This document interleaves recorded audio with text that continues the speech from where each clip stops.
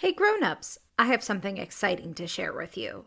There's a brand new kids podcast out now that I think you're going to love. It's called Mysteries About True Histories. This show is perfect if you love adventures, solving riddles, and maybe even some wacky math problems. But I need a little help from some new friends to tell you more. Max and Molly, take it away. From the creators of Who Smarted, Starglow Media, comes a brand new podcast called Mysteries About True Histories. Does that sound serious enough? Max, we only have 30 seconds for this promo. Just tell them how your mysterious aunt recruited us into a secret order of problem solvers who travel time and have epic adventures. I don't have to. You just did. Catch new episodes of Mysteries About True Histories every Thursday on Apple Podcasts or wherever you listen to podcasts. Hey, Tailblazers, I'm Rebecca Cunningham, and this is Girl Tales, a kids' podcast of feminist stories for a new generation. Grownups, Girl Tales is brought to you by families like yours. If you'd like to hear your child's name at the top of our next episode, or if you would like me to wish them a happy birthday, head to patreon.com/girltales and donate today. Now, on to our episode. This is the third part in our She is Fierce series, Queen Lear. Enjoy! I'd like to tell you about... Well, call me Lumpy Lumpkins. Hello, Rebecca. Hi, Ishbel. How are you? Last time you visited, you were replacing our stolen bathtub. I never did catch that goat that stole it. Glad you remember old Ishbel Birtwhistle, plumber extraordinaire. So, what is it today, Ishbel? A broken pipe in the treehouse upstairs? A clogged sink? In fact, Miss Rebecca, I have a voicemail from you about your garbage disposal that you broke when you accidentally dropped some popcorn kernels in it. Oh, right. I forgot about that. Well, go ahead and take a look. Happy to. I brought all me tools. Oops. I think I need an iced coffee. Ooh, that sounds lovely. I'll take a boba tea with extra boba if you're buying. Sure, Ishbel. See you in a bit. Ta-ta, Rebecca. Rightio, where is that garbage disposal? Oh, hello. Rebecca's left her recorder on again. Oh, crumb cake. How do I turn this flibbity gibbet off? No, not that. Well, I suppose if it's recording and the people are listening, I might as well tell a story, eh? Ahem. This is a story my mum told me about an old queen, her 3 daughters, and some blueberry jam. Long ago, there was a queen called Queen Lear. She was getting older and she decided she wanted to sort of retire. It's tricky to retire from being queen. Most people do the job their whole lives. But Queen Lear had 3 daughters, and she decided to give one part of her queendom to each daughter. That way she could still live like a queen by visiting each daughter, but she wouldn't have to do all the work of ruling. So, she called a big court meeting and asked her 3 daughters to attend. Her oldest daughter was a 17-year-old girl named Regan. Regan was always looking down her nose at everyone and plotting against her 2 younger sisters. Then there was Goneril. She was the middle daughter. She was 15, and if you guessed she also looked down her nose at everyone, you would be right. Queen Lear's youngest daughter was called Cora. She was 13 years old and was as different from her sisters as a bird is different from a fish. Cora was kind. She would go to the market and talk to the people of the queendom to learn what they might need help with. She studied philosophy and psychology, so she understood what people thought and why. Cora was, understandably, her mum's favourite. So what happened next was a big surprise to everyone. Queen Lear commanded her daughters to tell her how much they loved her. Queen Lear said she would break up the queendom and give the land to her daughters depending on how much they loved her. Queen Lear's eldest daughter, Regan, realised right away that this was a sort of game. She was greedy for a big part of the queendom, so Regan exaggerated just how much she loved her mum. Regan said, I love you as much as the sea loves the shore. The sea always returns to the shore again and again. That's how truly I love you, Mummy. Queen Lear gave Regan 1/3 of the queendom. Now it's your turn, Goneril. The second daughter, Goneril, saw what her older sister did and decided to exaggerate even more to try and get more land.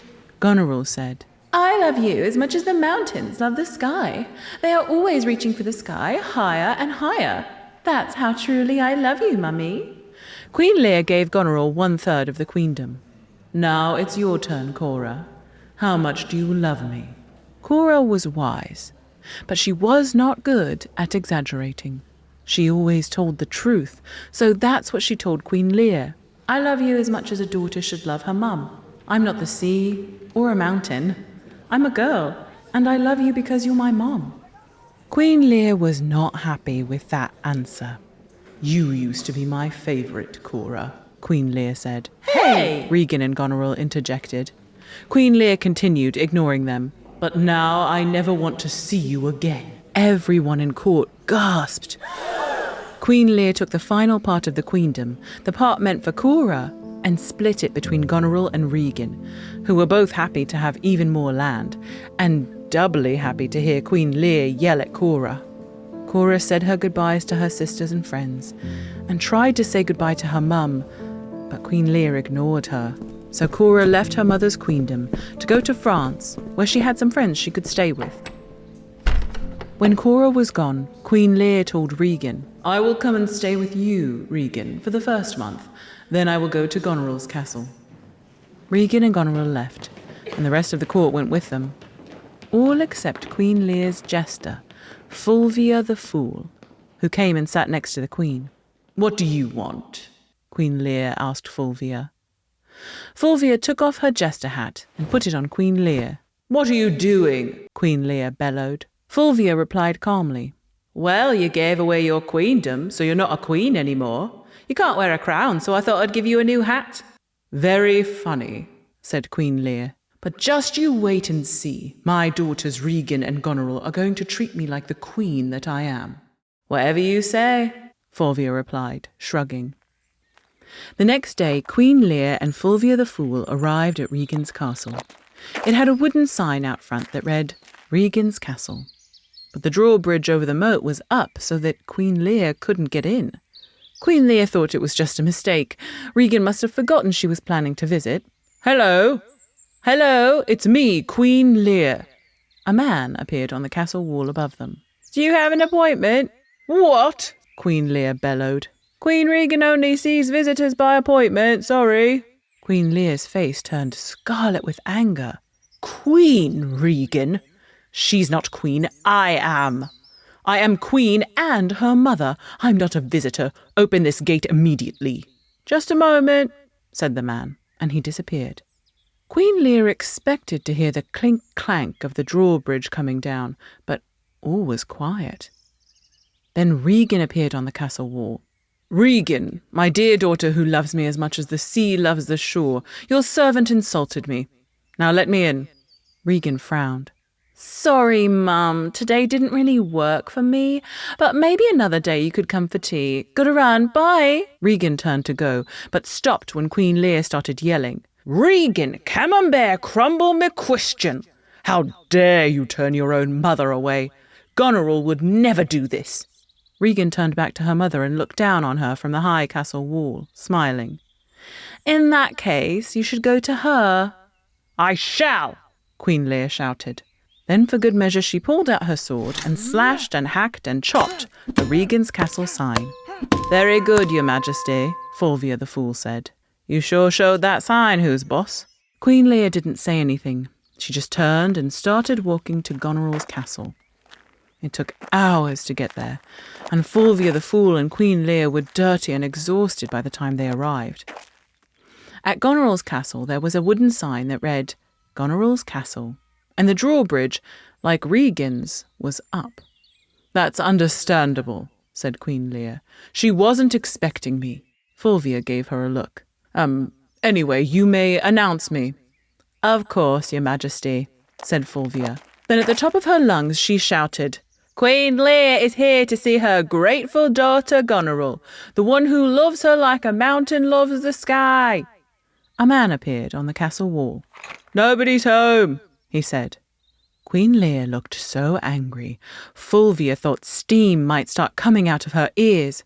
"You tell that wretched girl Goneril that if she does not let me in, I will have such revenge on her. It will be so bad that I can't even describe how bad this revenge will be." "But madam, Queen Goneril isn't home. She's visiting her sister Queen Regan. They told me not to let you in the castle." "I am the Queen, you scoundrel." "Queen? All I see is a dirty old woman and a fool." At that, even Fulvia was so shocked and angry that she grabbed Queen Lear's sword and slashed and hacked and chopped the Goneril's castle sign. "Oh, just leave it, Fulvia," Queen Lear said. She wasn't angry anymore. Now she felt numb and defeated. A thunderstorm was brewing, and Queen Lear and Fulvia were going to get stuck in it. Queen Lear started walking into the fields around the castle. Fulvia followed her and tried to cheer her up with some jokes as the rain started to fall. "Your Majesty, the fool thinks they are wise. The wise one knows they are a fool." But to Queen Lear, that didn't sound like a joke. It sounded like her. She had become a fool. She thought Regan and Goneril really loved her, but they just wanted to become queens and get more land, and they would say anything to get what they wanted. "Cora wouldn't have done this to me," Queen Lear realised, "but I exiled her and gave away her land. I bet she never wants to see me again." "The only way to find out is to ask her," Fulvia offered. "Yes, let's go to France and see her," Fulvia agreed. "Anything is better than staying in this field in the middle of a thunderstorm, Your Majesty." So Fulvia and Queen Lear hopped on a boat to France.